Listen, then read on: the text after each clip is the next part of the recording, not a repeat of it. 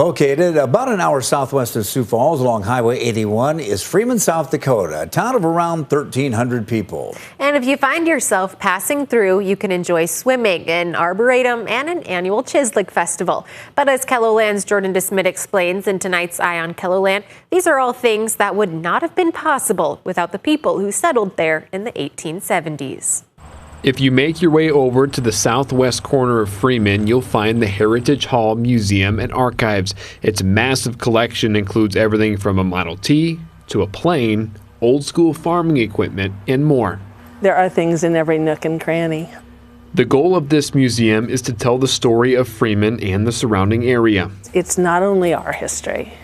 It's the history of everybody who has lived here, the Native American, the indigenous peoples who called this home for so many years before we came. The story of how the first European settlers arrived actually starts in Russia. The folks who ended up coming to southeastern Dakota Territory in the 1870s had lived in Russia for nearly a century, many of them.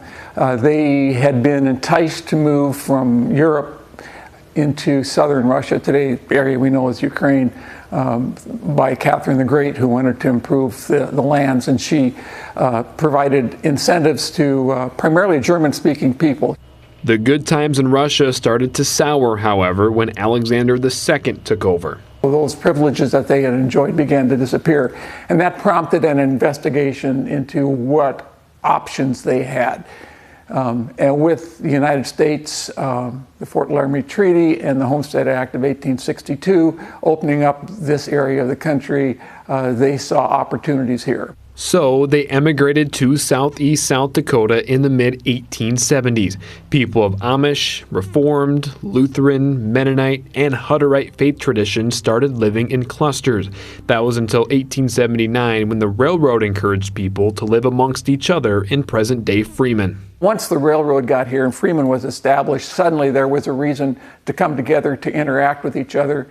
And before long, you saw people working together on projects. That cooperation helped shape Freeman into a thriving community. These immigrants who arrived were hardworking, they were bright, they were enterprising, they were entrepreneurs, and they established businesses. Right behind me is an exhibit on the schools here in Freeman, which is something that museum staff say is another thing that brought people together. The first public school was opened in 1880. The schools brought people together from other cultures where they learned along with each other. After the school and railroad came the establishment of a health system in 1952. The museum's education and communication director, Tim Waltner, says there are plenty of lessons to learn as you study the area's history. For me, the takeaway is that these people came with an incredible commitment to their values, to their faith, to their families, and were willing to work hard and make sacrifices for what they felt would be in the best interests of not only themselves but their neighbors. As Freeman has changed over the years, so has the museum. People take pride in donating stuff to our museum for display as well as into our archives for research. It's all in the interest of keeping history alive. We believe that knowing our history, knowing our path, helps give us guidance for where we're heading in the future. I walk away from seeing all this and just have such a respect for those who have come before us, who have laid this foundation for us, and a sense that, you know, we better carry this on and do it well because they've given a lot.